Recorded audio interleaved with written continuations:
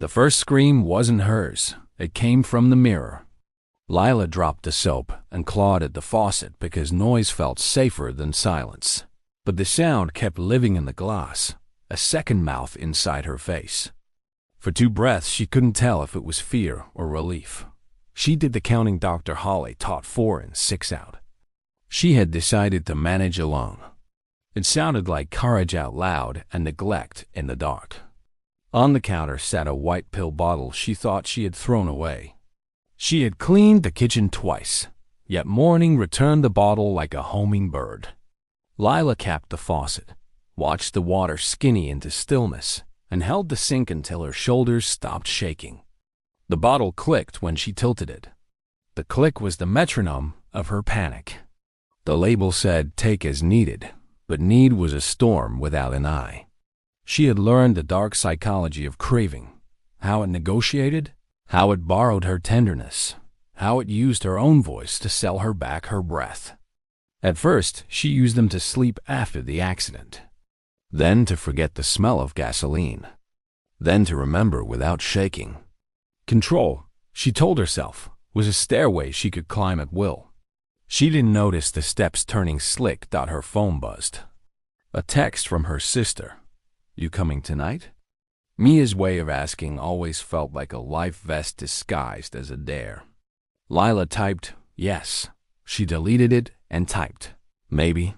She deleted that too and studied her mouth in the mirror, a pretty shape that didn't believe itself. "I'm fine," she said, tasting the lie. It tasted like toothpaste over rust dot in the living room. She opened the window and let November cold braid the curtains. The alley below did its usual dance, a smoker pacing, a dog considering a puddle, someone humming a hymn that wouldn't leave their throat. Lila set the bottle on the sill and the phone beside it, like referees in opposite jerseys. "If I'm late, Mia will worry," she said. Family dinners felt like interviews with flowers. Everyone brought something soft to say. No one said overdose. No one said the exact name of what frightened them most. The intercom buzzed. "Package for Lila Marino." It was the new carrier, a college kid who apologized even when she signed right. She hid the bottle behind a fern and buzzed him in. The box was light, a velvet journal, a gift Mia had ordered weeks ago. Inside the cover, a printed prompt asked, "What would you risk to feel safe again?" Lila laughed. Her cat dashed under the couch. She had been risking sleep, integrity, the slow trust she rebuilt with Mia. She wrote, "I would risk telling the truth." Then she stared at the sentence like it had just locked the door from the inside. On the coffee table lay, last night's mail, a bill, a postcard from Dr. Hale's office about a mindfulness workshop, a community center flyer, support group loved ones and survivors, Thursdays at 7. Someone had circled it in orange ink. Mia's handwriting. Lila pressed her thumb to the circle. The window breathed cold.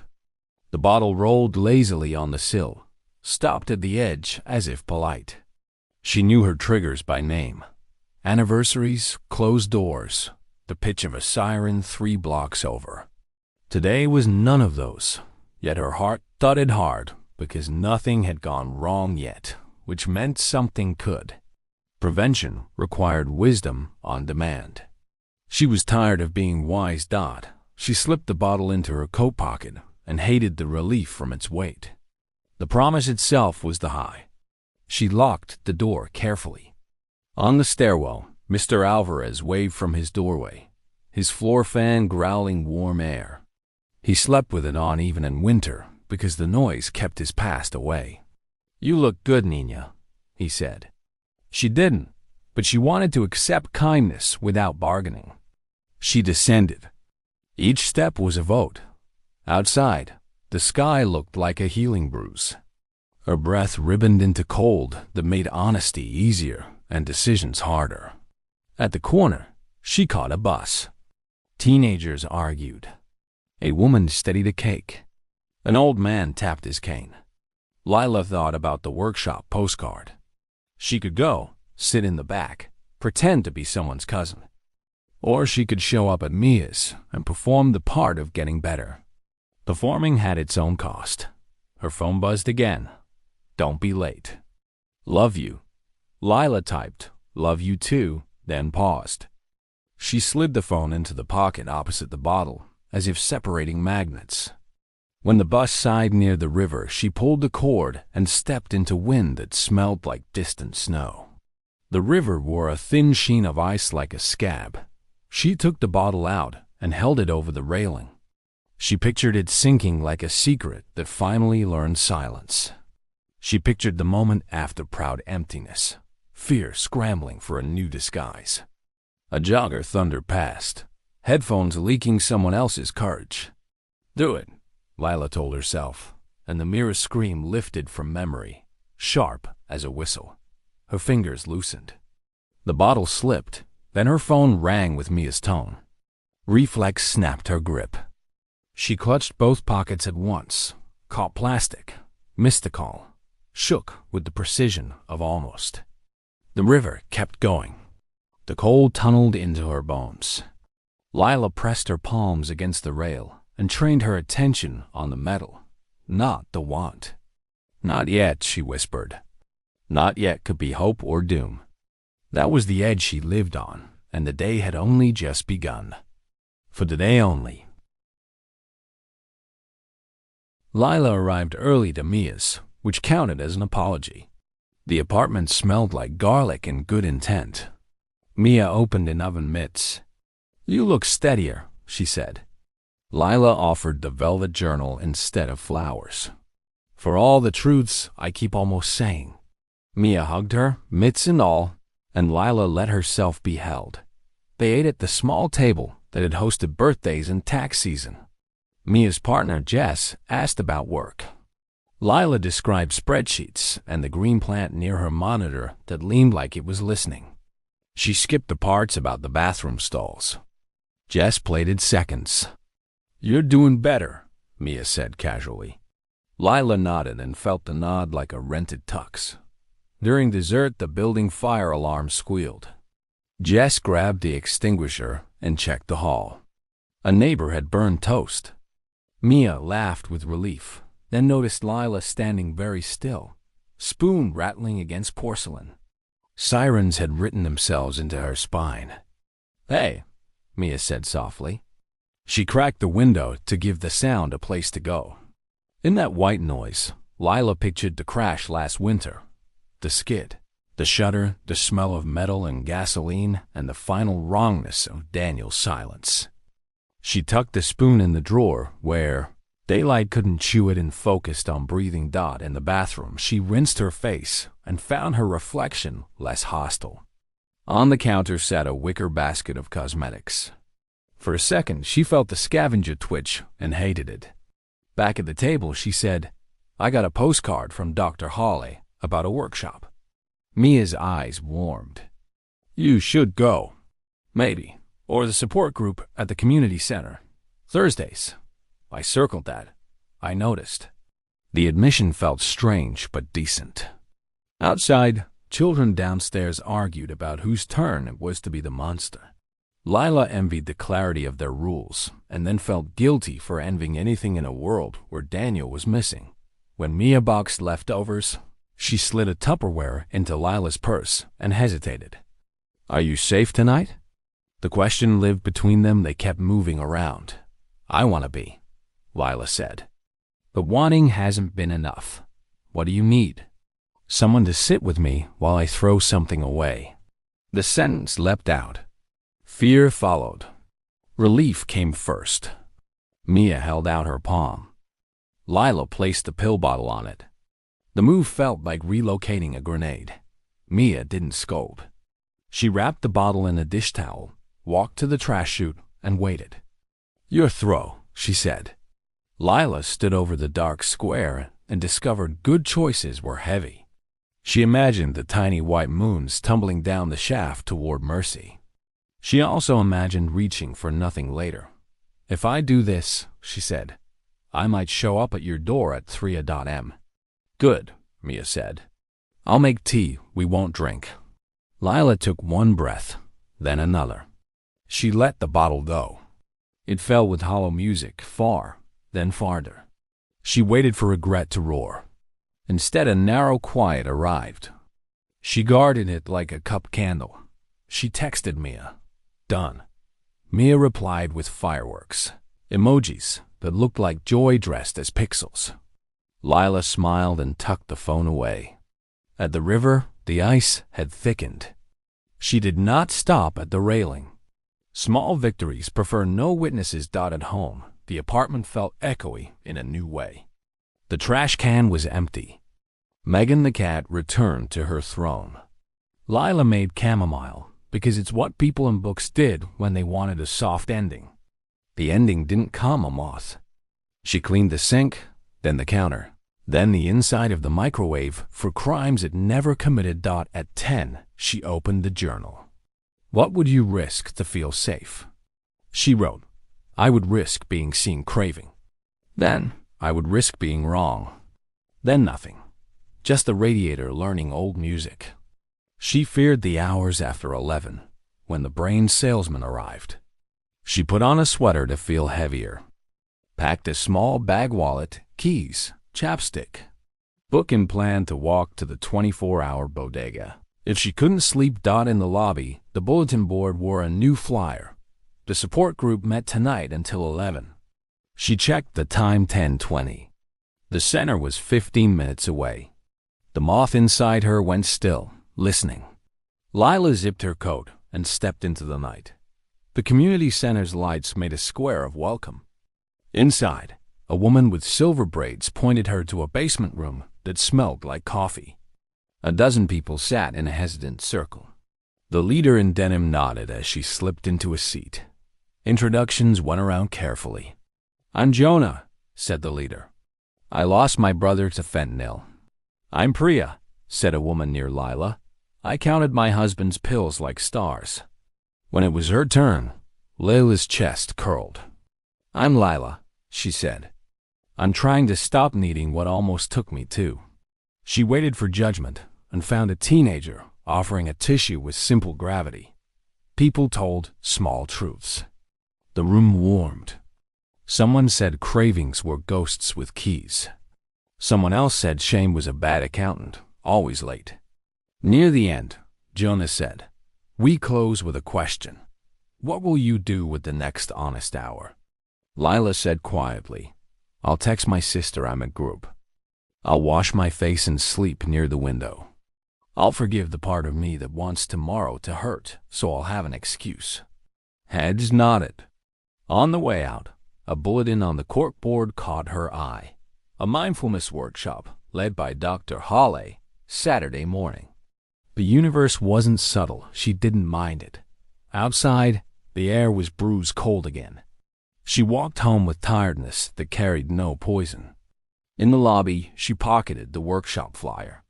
Upstairs, she cracked the window, crawled into bed, and told herself one simple thing: survive this hour. She did. She underlined the words and steadied her breath. Twice, quietly inside. Saturday came with sun and the workshop flyer in Lila's pocket like a stubborn heart. She walked to the community center with coffee she didn't finish and a promise she did. No heroics, just attendance. The classroom smelled of dry erase and oranges. Dr. Hollis stood at the front, hair grayer, eyes steady.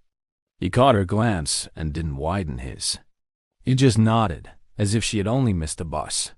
She noted the exits like always, counted chairs, and chose a seat near the front. Hiding felt like agreeing with fear. The fluorescent lights hummed. Welcome, he said. We're here to practice noticing without rushing to repair. He wrote 3 words on the board: body, story, choice. When fear rises, check the body. What's it doing? Then the story. What are you telling yourself? Then the choice. What tiny next thing is possible? His voice was calm without syrup. Lila felt her chest unclench a notch. During a breathing drill, her phone thrummed. Reflex beat rule. A text from an old contact. Rook, haven't seen you. Got what helps. The name used to mean rescue and now meant riptide. Heat pooled in her palms. She slid the phone under her chair and tried to breathe like a person rather than a warning. Dr. Hawley led a body scan. "Let the floor do the work," he said, and the phrase felt like permission to stop performing gravity. When he asked for a volunteer for a values exercise, her hand rose before cowardice could answer for her. "Describe your best self," he said. "Not perfect, just best." "I tell the truth quickly," she said. "I keep plants alive. I show up even when the reward is invisible." Saying it made Daniel's absence hover like a cold lamp. "What gets in the way?" Dr. Hawley asked. "Fear," she said. "And the speed of relief." He nodded. "Name 3 small choices that align with the self you just named." She wrote, "Answer Mia. Delete Rook. Eat lunch." Ordinary on purpose. At break, Priya from group waved and handed her half a granola bar. "Payment for last night's tissue," Priya said. They ate like raccoons, quick, grateful, a little amused at themselves.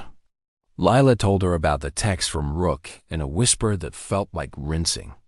"Delete it," Priya said gently. "Then tell me you did." Lila borrowed a stranger's pen and deleted the thread while saying, "Choice. Sick and free." Both. In the afternoon, Dr. Hawley spoke about accident anniversaries and the brain rehearsing disaster to feel in control.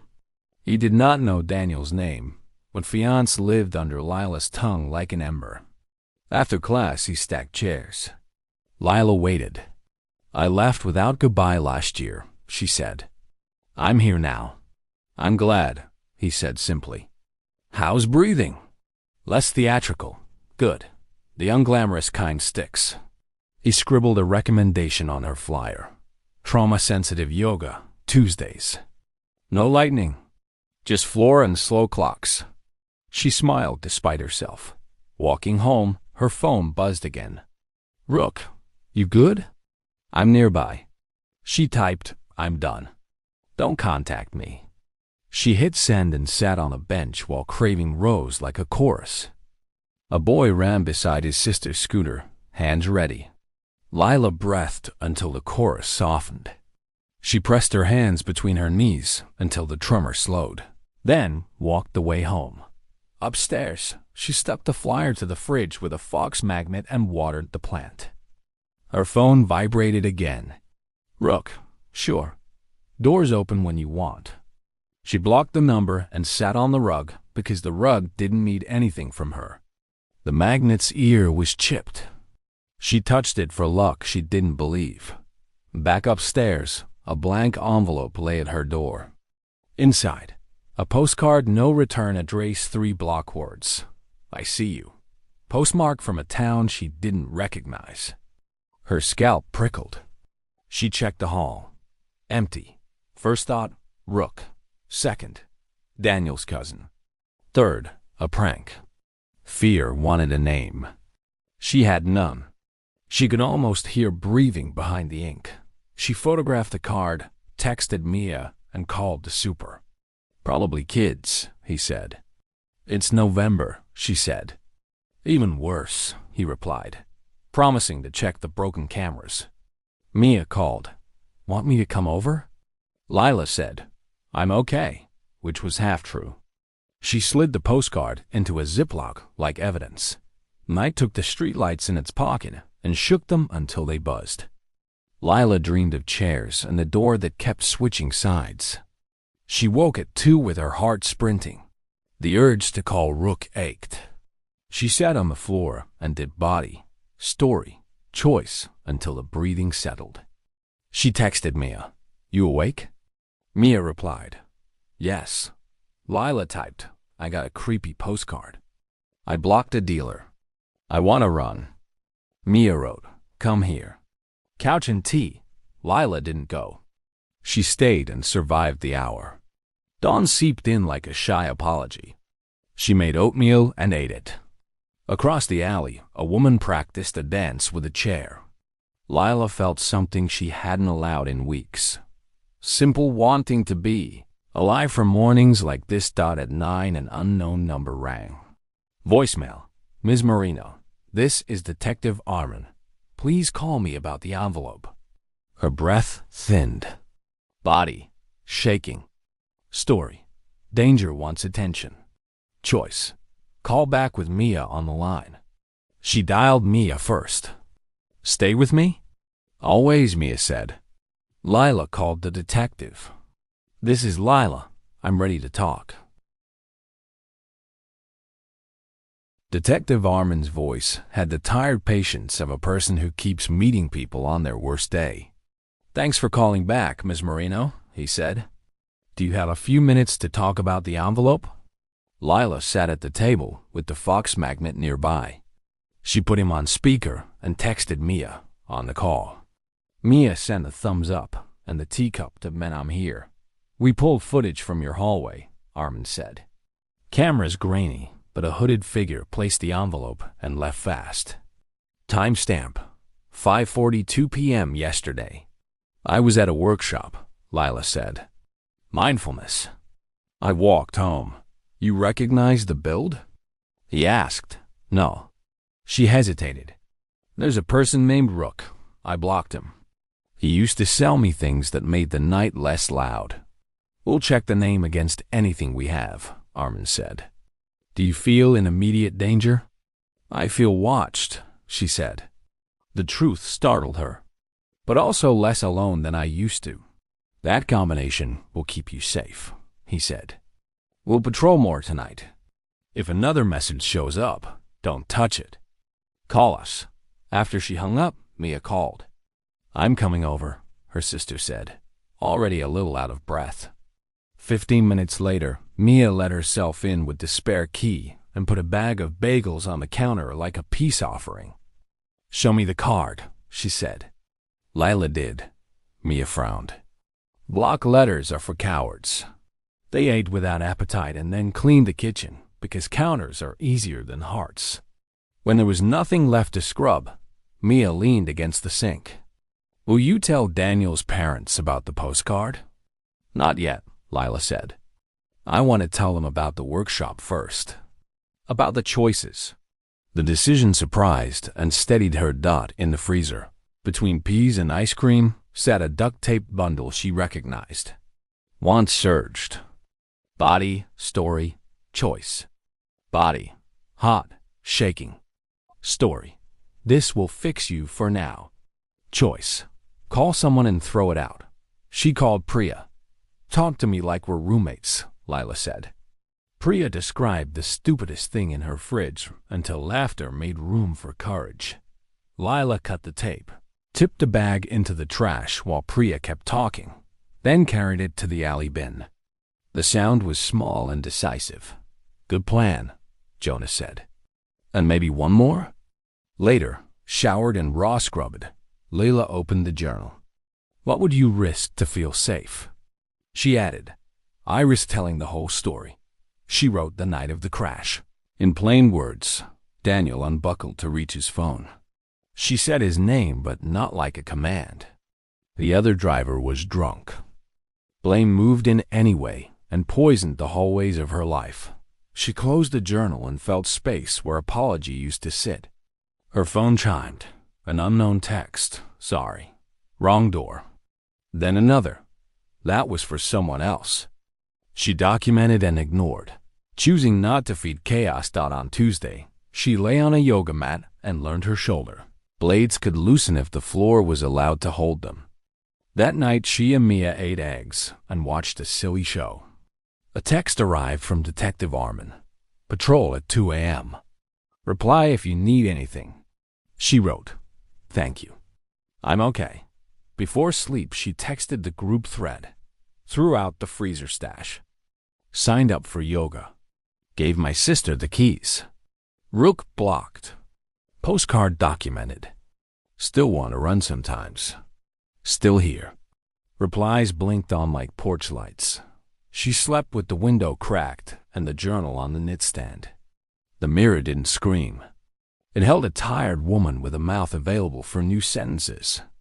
Lila whispered, Not yet means I'm choosing slowly. And then, surprising herself. I want a later.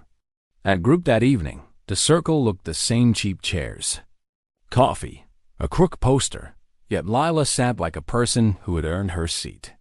She told them about the detective, about blocking Rook, about the envelope.